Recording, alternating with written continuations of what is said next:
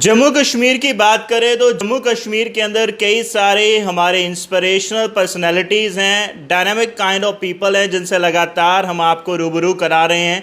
उनकी लाइफ से, उनके काम से कई सारी चीज़ें हम सीखने की कोशिश करते हैं और आप तक भी पहुंचाते हैं कि कहीं ना कहीं जम्मू कश्मीर का जो यूथ हमें देखता है वो कहीं ना कहीं जो है वो इंस्पिरेशन जो है वो गेन करें। जी हाँ, यदि आज की मैं बात करूं, आज हमारे साथ दीपक सिंह जम्वाल जी हैं, सीनियर जर्नलिस्ट हैं। और इसके साथ साथ एक और चीज़ मैं ऐड ऑन करना चाहूँगा, जम्मू कश्मीर के अंदर कई सारे पत्रकार हैं, काफ़ी टाइम से काम कर रहे हैं, लेकिन उन्हीं में से एक पत्रकार दीपक सिंह जम्वाल जी हैं जो बेखौफ होकर जो है पत्रकारिता करते हैं।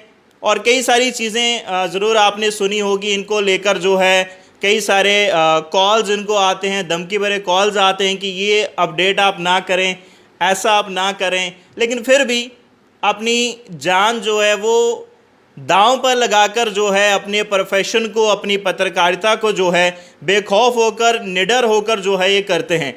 तो आइए इनसे आपको रूबरू कराते हैं और इनकी लाइफ के बारे में, इनकी जर्नलिज्म के बारे में इनसे जानने की कोशिश करते हैं। सर, पहले बहुत बहुत स्वागत आपका सच न्यूज़ नेटवर्क पर और ख़ास आपका धन्यवाद आपके समय के लिए।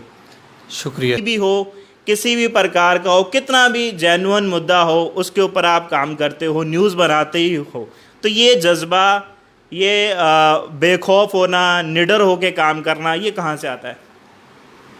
देखिए, ये हम कोशिश कर रहे हैं कि अपने लोगों को, अपने जम्मू के लोगों को खड़ा कर सकें एक बार फिर से। जो शोषण उनका होता रहा, जिस डर के साए में वो जिए हैं, उस डर से उनको बाहर निकाल सकें और उन्हें बता सकें कि किस तरह के षड्यंत्र उनके खिलाफ लड़े जा रहे हैं, षड्यंत्र चले जा रहे हैं।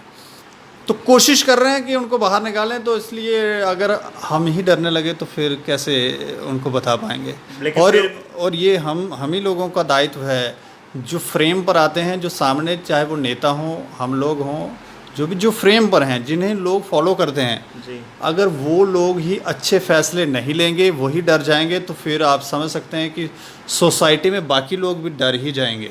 जी। तो कोशिश कर रहे हैं, प्रयास कर रहे हैं। मैं चाहूँगा थोड़ा शुरुआत से आप बताएं कि शुरुआत जो है जर्नलिज़्म की कहाँ से हुई है और कहाँ से एक टर्निंग पॉइंट आया कि आपको लगा कि मुझे जर्नलिज़्म में जाना चाहिए।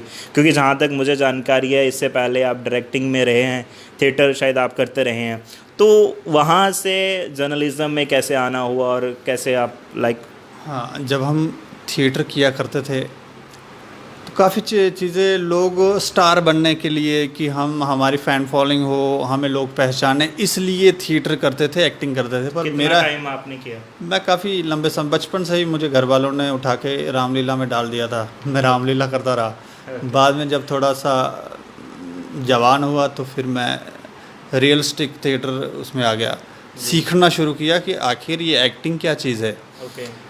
और मैं ये जानने की कोशिश करता था कि मैं क्या करने की क्षमता रखता हूँ, मतलब मेरे में क्या क्वालिटी है जिसमें मैं बेस्ट हूँ, मैं क्या कर सकता हूँ, एक इंसान, एक मानव कर क्या सकता है।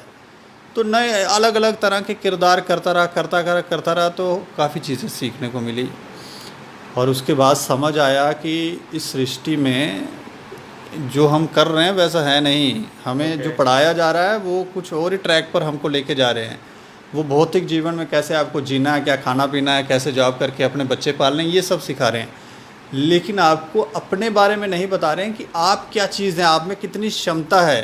जैसे मान लो शेरों को, बच्चों को आप कुत्ते के बच्चों के साथ रखोगे और उनको बताया जाएगा कि आपको ऐसे ही वो सुबह उठना है, शाम को ये ऐसे खाना, उनको उनके बारे में नहीं, वो तो खुद को कुत्ता ही समझेंगे ना, उनको क्या पता है वो शेर हैं। जी। ऐसा ही हमारे साथ भी है, हमें नहीं बताया गया है, इसके पीछे कई षड्यंत्र हैं। जब हमें समझ आ गई तो उसके बाद हमने ये सोचा कि कुछ ऐसे फैसले लिए जाएं जिससे हम सोसाइटी के लिए कुछ कर सके। तो उसके बाद साल के बाद एक्टिंग या थिएटर करने के बाद आपको लगा कि जर्नलिज्म में आना चाहिए? लगभग 10-12 साल मैंने थिएटर किया। और अभी भी अगर कोई मुझे अच्छा नाटक मिले जिससे मैं कोई अच्छा मैसेज कन्वे कर सकूं तो मैं करने से चूकता नहीं हूं। तो 10-12 साल करने के बाद फिर मैं मुंबई चला गया। मुंबई में मैंने एक अपना ग्रुप बनाया था, एक अपनी एक ऑर्गेनाइजेशन थी, हमने वहाँ पे भी काम किया। और उसके बाद हमने सोचा कि जम्मू में आकर जम्मू के लोगों, अपने लोगों के लिए कुछ किया जाए। टैलेंटेड आप हो गए, पैसे आप कमा सकते हैं, बाकी चीज़ें आप कर सकते हैं, लेकिन अपने लोगों के लिए क्या करेंगे। जी, तो हम वापस आए सोसाइटी और को पे बैक करना। हाँ, जी, जब हम वापस आए तो फिर हमारा कोई थॉट नहीं था कि हम जर्नलिज्म में आएंगे, लेकिन ईश्वर ने चाहा और हमारी इच्छा थी कि ऐसी जगह पर हमें ले जाओ जहाँ पर कर्म ना बने। कर्म बनते हैं ना, हम कोई भी काम करते हैं तो कर्म बनते हैं। तो यहाँ पर आपको सवाल आया, आपने सवाल का जवाब दिया जी, तो आपके पास, आपने अपने पास कुछ नहीं रखा, आया आपने पे बैक कर दिया। दे दे। तो इसलिए हम इस फील्ड में आ गए। अच्छा भी लग रहा है। अभी कितना टाइम हो गया ऑलमोस्ट आपको? लगभग 4-5 साल तो हो ही गए हैं। अच्छा, मैं एक चीज़ और जानना चाहूँगा, इतने टाइम से आप जर्नलिज्म में हैं और जम्मू कश्मीर के अंदर खास आप कर रहे हैं। जम्मू कश्मीर का स्टेटस क्या है आज का, अगर हम बात करें, कैसे आप देखते हैं जम्मू कश्मीर को? पहले से काफ़ी हद तक सुधार हुआ है।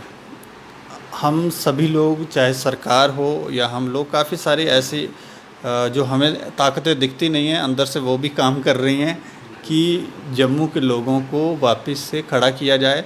जम्मू के लोग भी कोशिश कर रहे हैं, लेकिन काफ़ी हद तक ना भ्रमित हैं, और जहां उन्हें स्टैंड लेना होता वहां से गायब हो जाते हैं, और जहां नहीं लेना होता वहां लड़ रहे होते हैं। तो उन्हें समझाना पड़ता। फिर हमने अपनी खबरों के माध्यम से बताते हैं कि ये खबर इस तरह से, जब हम खड़े होते हैं तो उन्हें समझ आता है कि नहीं, ऐसे करना है।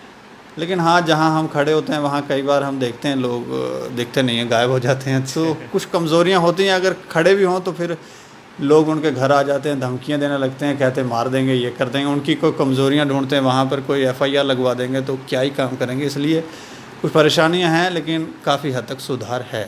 जी जी। तो एक पत्रकार की लाइफ अगर हम बात करें जम्मू कश्मीर में खास, कैसी है? जहाँ आपकी हम बात करें तो एक, जब आप एक एज अ जर्नलिस्ट फील्ड में होते हैं तो कौन कौन से प्रॉब्लम्स या चैलेंजेस आपको आते हैं अपने काम को लेकर के? ख़ास तो देखो, मैं जिस तरह से काम करता हूँ तो मुझे तो कोई ख़ास परेशानी आती नहीं है।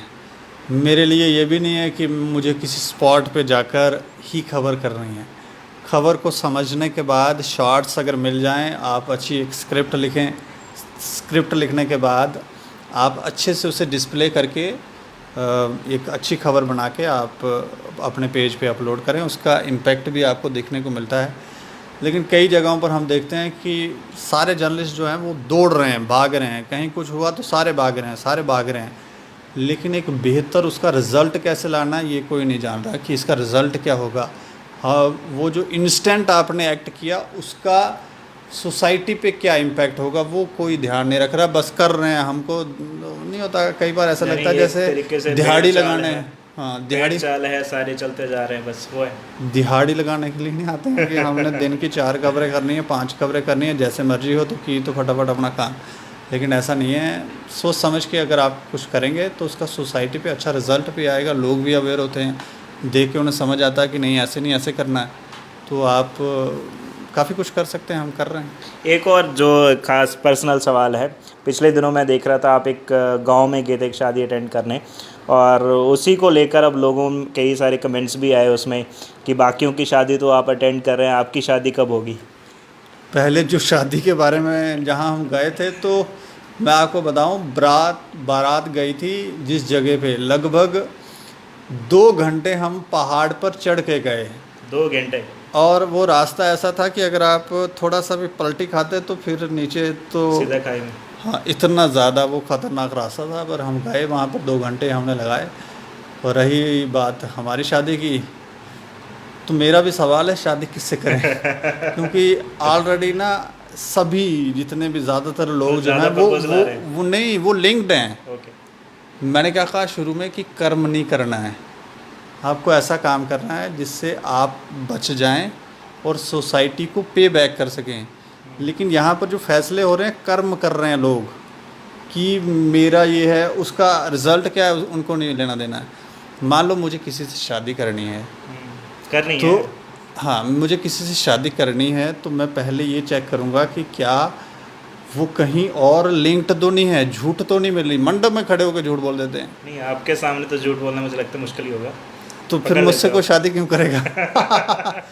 लेकिन हाँ, ऐसा नहीं है कि हम शादी नहीं करेंगे, हम कोशिश करेंगे कि ऐसा संदेश दे सकें, क्योंकि हमारे पास एक ही ऑप्शन है, शादी, जिससे हम लोगों को ये बता सकते हैं कि क्यों, किस लिए इसे करना चाहिए और कैसे करना चाहिए।